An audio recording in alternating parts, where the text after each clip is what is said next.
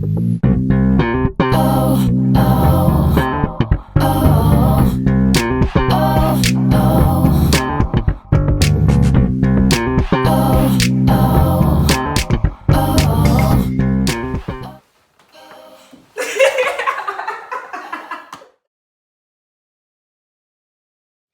everybody, and welcome to Made. Today, we are going to be having a conversation about how to communicate effectively with your daughter, with your mom. All right, well, let's talk. Let's get into it. All right, let's see. So, one of the first things I think that you have to take into consideration when you're thinking about communication with mothers and daughters is the generations. Yes. There's a generational difference there. And so, when effectively communicating, you've got to take that into consideration. Mm-hmm. And so, you've got to think about the fact that the millennials and Gen X and Gen Y and Gen Z, they have a different thought process about effective communication that differs from my generation. Sure. And so you've got to know how your children prefer to communicate. And that could be by email or by text versus by voicemail, which is what, my generation prefers. We prefer like voice communication. I like to hear your voice. I can tell a lot from your voice that I can't detect in a text or in an email. Mm-hmm. But in order to be effective and to keep down on the miscommunication, I think it's important to know what the preferences are and to set some expectations where that's concerned so that you're not sitting around waiting on a phone call from your child that's never going to come because your child isn't someone who's going to call. They didn't grow up with telephones in the home for the most part, and telephones have almost always been smartphones for this generation, and so they use the telephone for many things. It's a watch, it's a means of getting news and gaining information. It's a research tool, so it is not simply a telephone. And so I think it's important to talk about that with your daughter. What are your preferences? Because I know, like for you, I would text you or I would call you, and like when you were in college, and you wouldn't answer the phone. But if I texted you, I would get an immediate response. And sometimes that would make me mad. Like, why won't she pick up the phone? Like, I know she's, home or whatever the case may be. But you all seem to prefer to text. So I learned, and through our discussions or whatever, that you prefer to text. Like, if you need me, send me a text, shoot me a text right quick, and let me know what's going on. So then I can send you a text and say, call me. Yeah, I think that we kind of have learned, like you said, how to do that and how we work. Because, definitely back then I would be like, oh my God. And I mean, I still do that to this day with some of my friends, so sorry, y'all.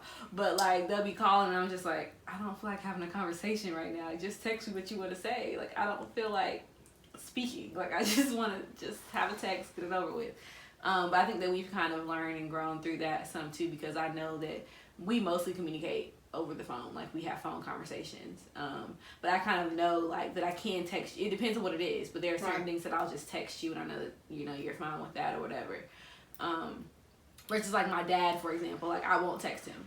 Like if I text him, I may not hear back for a week. Like I won't text him because he doesn't get like he's a different generation, right? And so for me, I'm like, if I send a text, that's a quick way to communicate. So even if you're busy, you can respond.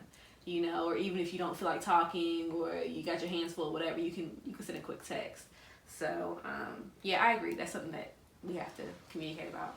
Yeah, and I think, going along with the generations comes with the language and ways that they communicate. So, for instance, nowadays, a lot of the communication is done through emoticons and emojis and text speak. It's like a shorthand type of thing. Emoticons was like a real your generation way. Oh, was it? Okay, see? So, I see I'm still kind of off base with that.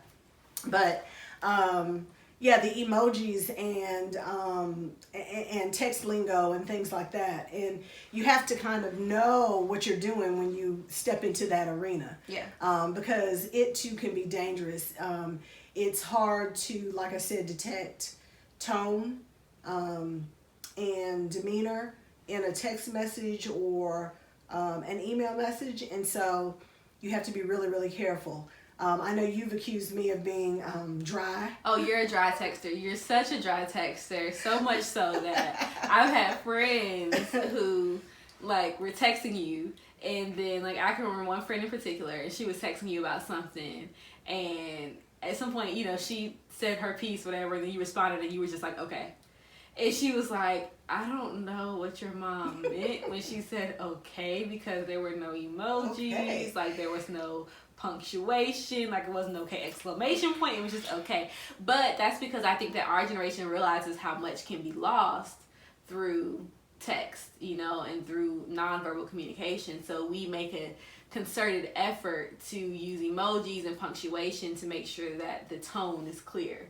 So if I say okay with a smiley face, you know that it's like okay, versus if I just say okay, you're like, okay, dang, what's wrong with her? What did I say? You know, because maybe I might take that as like okay with an eye roll emoji, or maybe I take that as okay with an angry face emoji or something like that. So I think that is another good point, that, you know, understanding how we communicate, because if you text me okay, I know that you just don't really use that stuff, so I'm gonna be like, all right, I'm gonna do better. She meant okay with a smiley face, but she didn't put it in there. I'm gonna do better.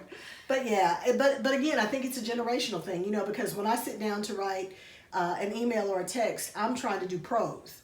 You know, I'm trying to, dear so and so, comma, you know, or to whom it may concern, colon. You know, the salutation, the heading, the body of the letter, and the closing. You know, and that's not what email and texting was designed to be.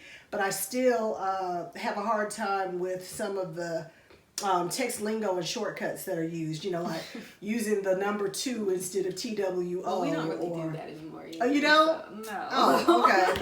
Well, there you go. It shows what I know. But yeah, so texting, just knowing how that works, you know what I mean? And it may mean a conversation, you know, between you and your mother, or you and your daughter, to kind of know what works best and what all of the vernacular is that goes along with it, you know, if I'm using this. And for those of you in my generation, I caution you about the emojis, because if you don't know what they mean, you can get yourself in a world of hurt. I remember one time in particular that I sent you some message.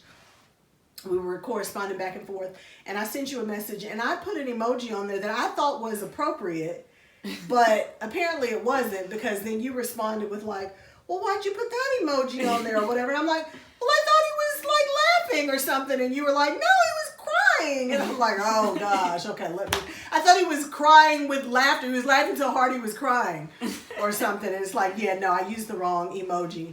And, you know, then you all who text frequently have given all kinds of connotations and meanings to emojis. Like, you could literally have a whole conversation with just emojis. Yeah. Well, I remember anagrams, you know, when people would try to figure out what they mean with pictures and letters and stuff like that.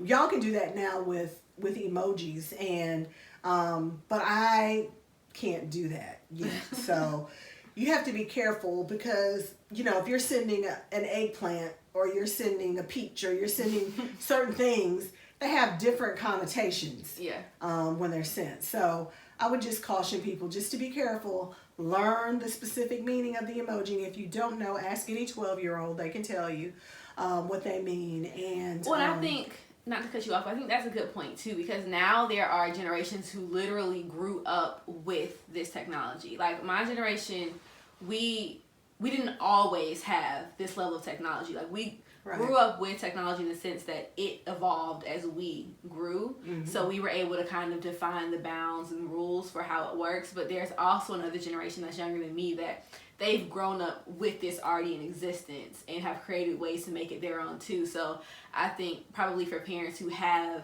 children in different age groups, even then you have to be probably even more pointed at like figuring out how each child how it works, because I know there are things that kids nowadays do that like I'm like I don't know, like we don't do that, you know, versus I know there's a difference between when I was younger versus now, like you were saying, like with the number 2 or something like that. Like my generation now, as far as my friends and my acquaintances, we don't do stuff like replace 2 with number 2 anymore. Like, because texting has gotten so much easier, you can easily type out 2 versus before we had like the QWERTY or whatever, so you could tap stuff 10 times to get a letter. So yes, I think that's probably even another nuance and another level of like having to have a conversation with your children individually about what it means to communicate. Yeah. So I think the generational thing is really, really big when you're talking about communication. And I guess we should have said this at the onset, because you're going to hear a lot about communication as we go through this series, because, you know, as with any relationship, not just mother and daughter, but with any relationship, communication is key. Yeah. And effectively communicating is key. Mm-hmm. And so a lot of what you hear now, you will probably hear again, or you have heard before. Because we believe that it is the basis and the foundation of all good relationships. Another thing that I think you have to keep in mind when you're trying to communicate effectively with your daughter, me coming from the mother perspective, is the timing of communication. You have to know your children. You have to know your daughter. So you have to know if she's a morning person or not. You know, if you've got news to give, is it best to give it to her in the morning? Is it best to give it to her in the evening? Do you have to kind of lay the foundation first, or is she the kind of person that can take it head on? Timing is really important when you're giving news to people and setting the tone for receiving whatever that information is. You know, if it's good or bad or indifferent. So I think timing is another key part of effectively communicating with your daughter. I think that goes both ways for sure. I think the same thing, like, you know, I learned very early on, like, to gauge your mood and what was happening in your day before I brought up certain things, you know, because I can remember times where I'm thinking I'm going to tell you something, and then, you know, you pick me up from school and I can tell that you had a hard day, and I'm like, oh, nah, like, I'm not doing this today. But I think that it also can go the other way, and, like, also understanding when the other person is ready to speak about something too, right? Because I think that sometimes kids, and again, I'm pulling this from experiences that I had with friends growing up, but like the child may be wanting to talk to you about something, but they just haven't quite gotten that confidence yet or whatever to bring it up. But then the parent is like, no, we're going to talk about this now. And it's like, I don't want to do it yet. Like, just give me a second. Or, you know, something happens, and in the moment, you know, some people are able to immediately have a conversation about what's going on. Other times people need to, like, take a break, reflect, figure out how to pull themselves together, and then bring the conversation up. So I think that it goes that way too. It's just like respecting and having a conversation about when it's appropriate and when it's not, but respecting those boundaries of like, we're going to have this conversation, but if you're not ready to have it yet, you need to get your emotions together, or get your thoughts together, or whatever, that we can wait to have it so that we're both in a good place. Yeah, I think that there you know, of course, all of this comes with lots of mitigating factors. Sure.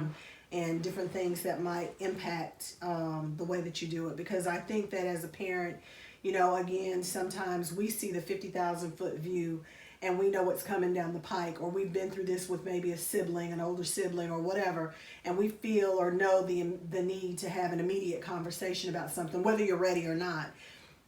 We need to express how we're feeling in that moment.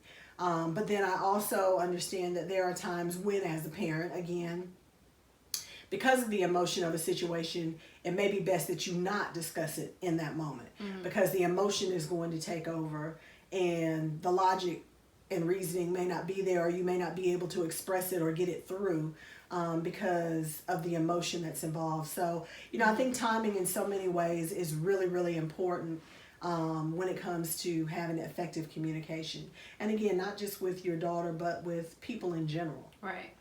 Yeah, I think another thing that ties into that timing point is like the tone of the conversation, right? So how dramatic the topic is introduced or whatever, like that could be really important too. I think that a lot of parents have a hard time like keeping it casual, and I feel like they oftentimes think that everything is a big deal, and it might be a big deal, but if you approach everything like it's a big deal. I think that that can also be one of the times where, you know, a child can kind of shut down and be like, oh my God, you're being dramatic. Like, and I haven't even told you the full thing. Like, I just told you this one little thing and you are blowing it up. So I'm definitely not going to tell you the real story behind this because, like, we can't even just have a conversation about it. And while a parent should be a parent, I think that there's also that level of, like, comfort that a child wants to feel when talking to their parent, where it feels like a bit more friendly and not like I'm talking to somebody who's going to judge me and tell me if I'm right or if I'm wrong, but who is going to just have the conversation with me casually. Right. So I think that's another point too. No, I agree. You know, and again, I think in defense of parents, you know, sometimes it's that we know, even though it can't be seen at the moment, we know how A can lead to B and B can lead to C and C can lead to D. Yeah. And the child is not seeing all the way down to D yet. Mm-hmm. But we're already seeing that if we don't nip this in the bud now, we don't let them know how serious it is in this moment, that the potential is there for them to do the next thing and the next thing and the next thing.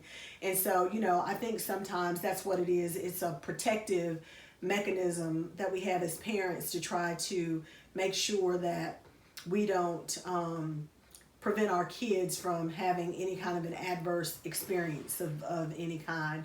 But, you know, but I agree, you know, everything is not, you know, some things you have to put in perspective. You have to choose your battles, as they say. Mm-hmm. It's the same thing with marriage. It's the same thing with siblings. Just every relationship that you have to choose your battles. Yeah. You know, everything can be a big deal, but everything isn't a big deal or doesn't have to be a big deal. Well, even the things that are big deals don't have to be presented so dramatically. And I think that's kind of, it reminds me of, I can't think of the phrase, but like you get more bees with honey or something, sugar, get more flies with honey. Anyways, if you take a nice approach, you have better results than you do if you come in hard. So even if it's something that is very important, and that needs to be handled in the moment and whatever, there's a way to approach it that allows, you know, your child to feel more comfortable being honest. Because a lot of times, even if it's really, really important and you think that the child doesn't see that, if you come in hard, some kids will just rebel and be like, okay, well, nope, you know, or it'll completely break down. Maybe they were just opening up to you about it and they could see down the road and kind of see, like, I see where this might be an issue, but I just want to talk to you about it or whatever. But coming in too harsh and too formal and too dramatic might immediately shut that down. So. Well, and I think you bring up a good point, or another point, which is knowing your children. Yeah. You know, you've got to know the people that you're dealing with or whatever. You know, everybody receives news differently. Some people are more tenderhearted or more sensitive about things. And so you've got to really know, you know, the way you communicate with one child may be different than the way that you communicate with another child. I don't think there's a one size fits all with that. But one of the things that you do have to bear in mind that is kind of a one size fits all is the boundaries that you set. You know, and so even though you're an adult now, you know, I communicated with you differently when you were a child than I do now. We have different boundaries, and those boundaries have to be adjusted, you know, as the relationship changes and grows. And, you know, but it doesn't change the fact that no matter whether you're a child or whether you're an adult, there's appropriate language to be used. Sure. You know, even as an adult, I know that you're very mindful about cursing in front of me or using, you know, that kind of language and things like that. Now, I'm not silly enough to believe that you don't curse or that you've never said a curse word, or maybe even in your regular life that that's not the way that you speak. But I know that you've always been respectful enough because you've seen me be respectful like that with my mother and with other adults and things, so that you know that we don't believe that it's appropriate to speak that way. That's not our normal. Now, I know that there are houses where that is the norm and they cuss and fuss at each other all the time. But for me, the way that I was raised and the way I passed it on to you is that it's a form of respect. And so having appropriate language, knowing what that is and using that appropriately is always going to help you have more effective communication. Yeah, I agree. Yeah. And then along with that goes the confidentiality, the confidential piece of things when you're communicating with your daughter. You know, mothers and daughters tend to have a unique bond. You know, there are things that daughters share with their mothers that they don't share with their fathers. You know, and there are some father-daughter duos that are really, really close. When I think about your stepdad, you know, and Jasmine, you know, when I think about Daryl and Jasmine, I think about how close they are. You know, and not that she's not close to her mom, but she and her dad have a very, very close relationship where I think, she shares things or would share things with him that maybe some girls, like, you might not share with your dad. But again, it's all about the relationship that you have with those people. But in order for your daughter to feel comfortable in coming to you and sharing things with you, she has to respect you, and she has to know that you're going to keep her confidence. Yeah. And so when she comes to you, you've got to assure her, if she gives the disclaimer, like, Mom, I'm going to share this with you, but please don't tell anybody else. You as the mother have to maintain that confidence. And if for some reason you betray it with someone else, you've got to make sure that person knows that you can never let on that you know this. Right. If ever you're in the child's presence, you cannot let on that you already know this information. And so I know there have been times when that's happened with us, where you shared something with me in confidence or whatever, and then whenever you were ready, you shared it with someone else, and then it came up, but I had to act like it was the first time that I'd heard it. I couldn't act like, well, yeah, I mean, I knew that 6 months ago. I had to act like, oh, okay, this is this is news to me as well. And so, I think, again, going back to our last episode or a previous episode and talking about instilling confidence in a young lady, it's important that she know that she can trust you. And that confidence piece, being able to hold the confidentiality is a big part of gaining trust and building trust. Yeah. And we've kind of had this conversation before, and I remember you mentioning, like, but there are certain things that among parents have to be shared, or, for safety reasons, or, whatever, that you have to share, but you can still be mindful of, the way that it may affect your child who shared it with you confidently or whatever. And so, anyways, I can think of a funny story about that from when I was in middle school. And I started my cycle. And, of course, you knew I lived with you, and you're a woman, and so I shared it with you or whatever. But I was a preteen, and, I felt like it was a secret and whatever. So I told you, and I don't know if I specifically told you not to tell anybody, or if I just thought that this was like a girl's secret or what, but it happened. And so I don't know, at some point after I had started, very soon after I had started, I went to my dad's house for the weekend. And so I went to his house, and we hung out that weekend or whatever. Well, one night my nose had been bleeding. I think I got too hot or something like that. So the next morning I was like, yeah, Dad, last night my nose was bleeding. And he was like, oh, well, that's coming out the wrong end, isn't it? And I was like mortified, like, oh my God, how does he know this? But I think that goes to, what we talked about before, which is that, there are some things that, first of all, again, in my mind as a preteen, it was a lot different. Even now as an adult, it's like, okay, yeah, my dad knows I have a period, you know? Right. But that was something that you shared because it was important for him to know. Right. So yeah, as a parent, you have to walk that line. And I think you have to, again, be honest and build trust with your daughter with things that you can and can't keep confidential. I think you have to let them know if it's something, like that, like you started your period, well, your dad is going to need to know that because, if he needs to have supplies at the house for you, or, whatever the case may be. So it's important for me to share that with him, but if you've built the proper amount of trust, then I think that it doesn't become as big of a deal. Now, some of it is just growth in general. Teenagers have a different mindset. Preteens have a different mindset. It doesn't have to be logical. You know what I'm saying? They're not going to understand. You can't reason with them and help them understand. So sometimes it's not even worth, the fight that's going to ensue by trying to explain it.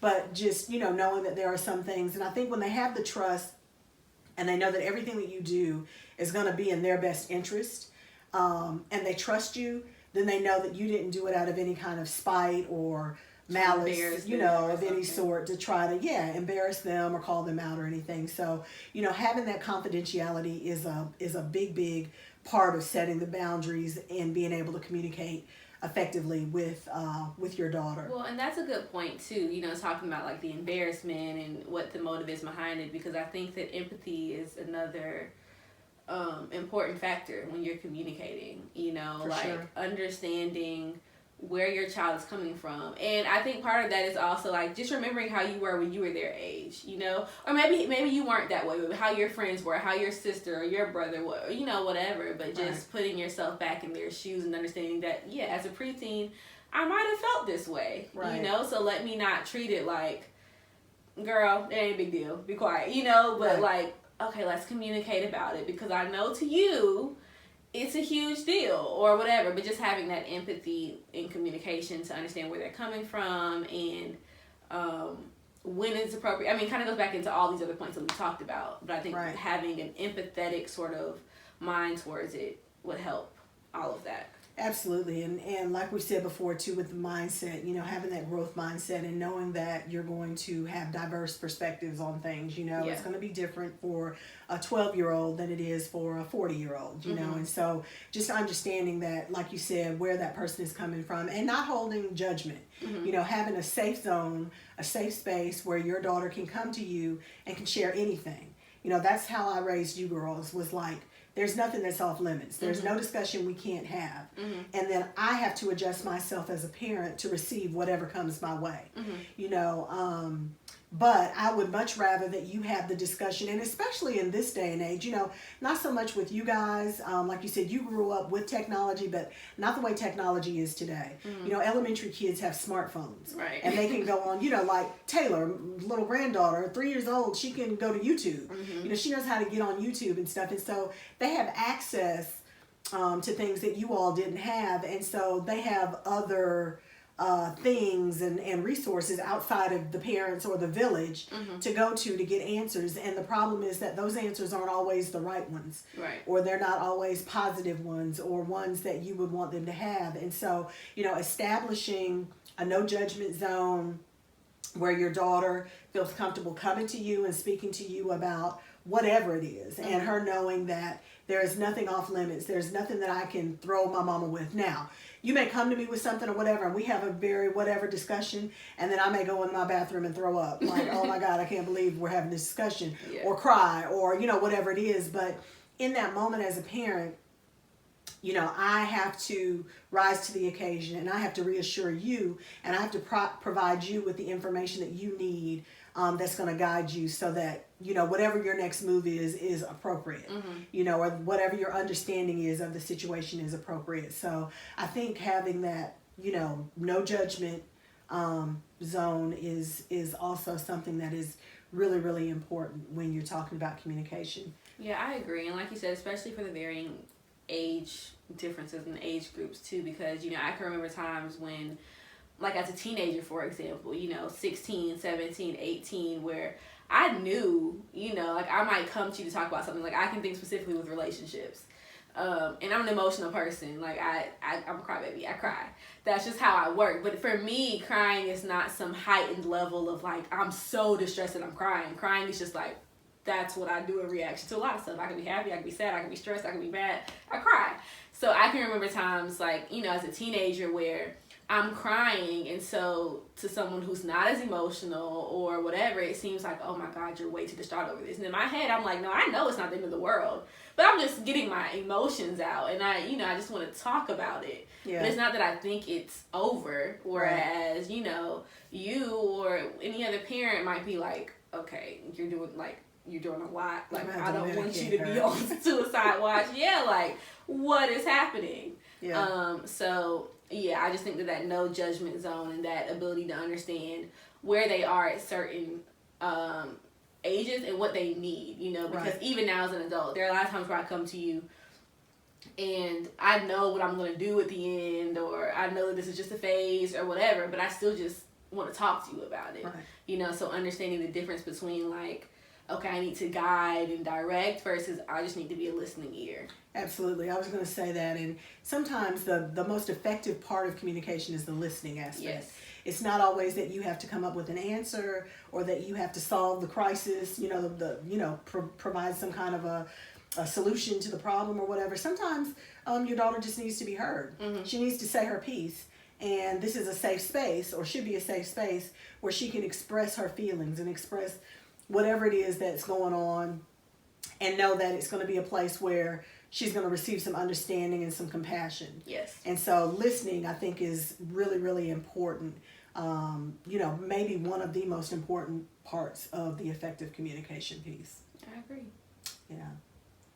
So we've shared a lot, you know, with regard to this, and I think that the overarching thing to remember is that communication is key. Mm-hmm. You know, communication is key, making sure that you're doing it effectively, and bearing in mind the person that you're communicating with, making sure that you're keeping their personality and demeanor and things in place, and making it a safe space where your daughter feels and knows that she can come and speak to you is what's most important. I agree. Awesome. So thanks y'all for listening to the conversation, and like always, let us know if you have any questions, if you want to share a story or concern. We're here. Awesome. Thank you for being here. We'll see you next time. Bye.